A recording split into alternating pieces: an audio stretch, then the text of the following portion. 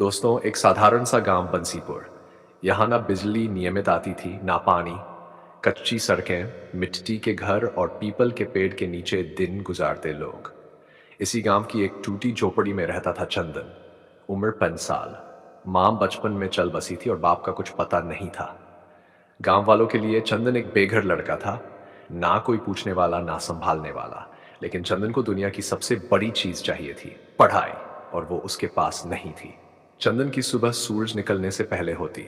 सिर पर बाल्टी, हाथ में गिलास लेकर कुएं से पानी भरता। वहीं एक पेड़ के नीचे मुंह धोता। फटी हुई कमीज और नीचे आधी फटी पट, यही उसका रोज का पहनावा था। नाश्ता कभी 2 उबले आलू, कभी मंदिर का अपचा हुआ भोग। चंदन का स्कूल में नाम नहीं लिखा था, फीस देने की ताकत नहीं, और स्कूल यूनिफॉर्म तो एक सपना था। फिर भी हर दिन वो स्कूल की खिड़की के पास जाकर बैठ जा, जहां अंदर से मास्टर जी की आवाज आती थी। दीवार के पीछे वो हर शब्द ध्यान से सुनता। कभी मिट्टी में लकड़ी से लिखता तो कभी पुराने रद्दी पन्नों पर कोयले से सवाल हल करता। एक दिन मास्टर जी की नजर उस पर पड़ी। सवाल नहीं पूछा, बस दूर से देखा और अनदेखा कर दिया। जब भी गांव में कोई शादी या मेला होता तो बाहर से लाइट वाले लोग आते। बड़े बड़े तार, बल्ब, जनरेटर। चंदन खुद से वहां पहुंच जाता। भैया, तार पकड़ा दूं क्या? बल्ब दे दूं? बांस उठा दूं? काम के बदले कभी 20 मिल जाते, कभी बचा हुआ खाना। एक बार एक ठेकेदार ने उसे पुरानी टूटी साइकिल दे दी। तू मेहनती है लड़के, ले जा। चंदन की आंखों में वह दिन इनाम जैसा था। अब वो उसी साइकिल से गांव का अवतार और बल्ब लेकर जाता। दिन भर मेहनत के बाद वो रात में अपनी झोपड़ी में बैठकर पढ़ता। टॉर्च नहीं होती तो माचिस की 2 तीलियों को जलाकर रोशनी से पढ़ने पड़ता। किताबें कभी कबाड़ से, कभी स्कूल के बाहर फेंकी गई पुरानी कॉपी से। कई रातों को जब छत से पानी टपकता तो वह अपनी किताबों को बचाने के लिए खुद गीला हो जाता। उसकी झोपड़ी के एक कोने में लिखा था, सब्र रख, मेहनत कर, एक दिन किस्मत चुकेगी। एक शाम चंदन शादी की लाइटें खींचने गया था। तेज बारिश शुरू हो गई। तार भीग गए।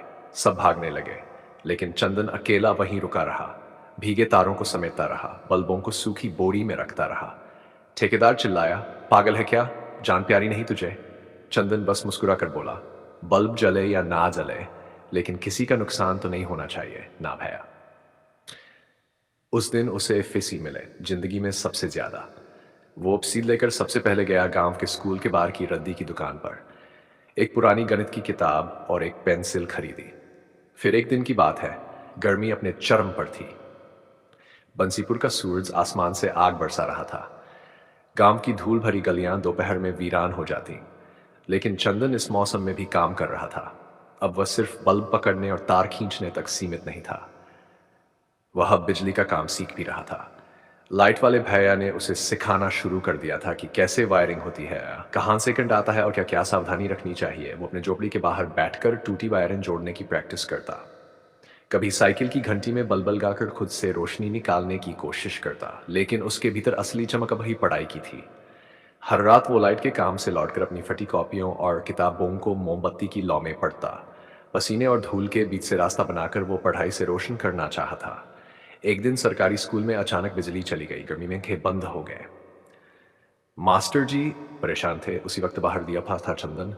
मास्टर जी ने देखा और कहा, तू रोज दीवार से झांकता रहता है, कुछ काम धंधा करता है या यूं ही पढ़ने का ढोंग करता है? चंदन ने मासूमियत से कहा, काम भी करता हूं मास्टर जी, बिजली का थोड़ा बहुत आता है, अगर आप कहें तो देख लो। मास्टर जी बोले, जा देख ले। वैसे भी अब कुछ बचा नहीं। चंदन दौड़ा, देखा कि तार में जोड़ खुला था। उसने टेप से तार जोड़े, जनरेटर चेक किया। बस 10 मिनट में स्कूल की बिजली लौट आई। पंखे चल पड़े, बल्ब जल उठे। बच्चों ने तालियां बजाई।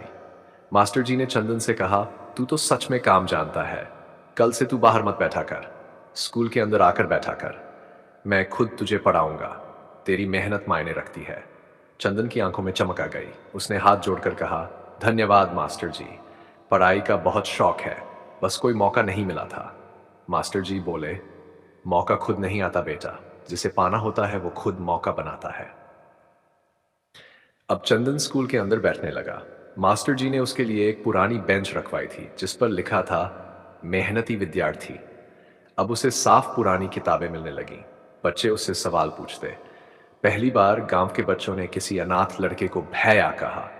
साल भर वो सुबह काम करता, शाम को स्कूल और रात में पढ़ाई करता। जब 10वीं बोर्ड की तारीख आई, मास्टर जी ने खुद जाकर उसका फॉर्म भरवाया।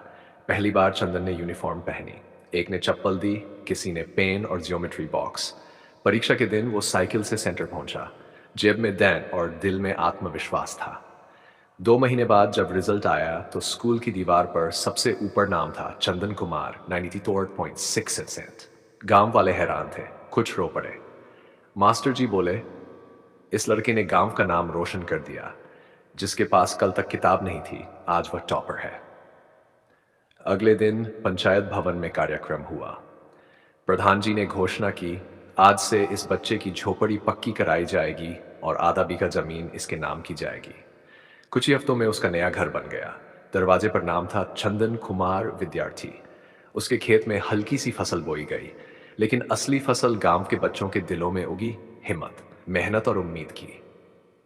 अब चंदन पीपल के नीचे बैठकर नए बच्चों को गणित सिखाता है। एक बच्चा बोला, भैया आप इतने अच्छे से कैसे पढ़ते हो? चंदन मुस्कुराकर बोला, मैंने बिजली के तारों को जोड़ा था, लेकिन असली करंट मेरी मेहनत में था। दोस्तों, मेहनत से बढ़कर कोई जादू नहीं होता। जिसने अंधेरे में भी सपना देखना नहीं छोड़ा, वही एक दिन दुनिया को रोशनी देना सीख जाता है। किस्मत वहीं पलटती है जहां इरादे कभी हार नहीं मानते। अगर हालात कमजोर है तो इरादे मजबूत करो, क्योंकि वक्त भले ही सोया हो, तुम्हारी मेहनत उसे जगा देगी। दोस्तों, अगर आपको हमारी ये कहानी पसंद आई तो नीचे लाइक करें, शेयर करें और हमारे YouTube channel brain wave motivational topics को सब्सक्राइब करना ना भूलें। यहाँ आपको मिलेंगी ऐसी ही प्रेरणादायक कहानियाँ जो आपके दिल और सोच को छू जाएंगी। साथ ही बेल आइकन दबाएं ताकि हर नई कहानी आप तक सबसे पहले पहुंचे। हमारे साथ जुड़िए, क्योंकि सच्चाई की राह में हर कदम मायने रखता है।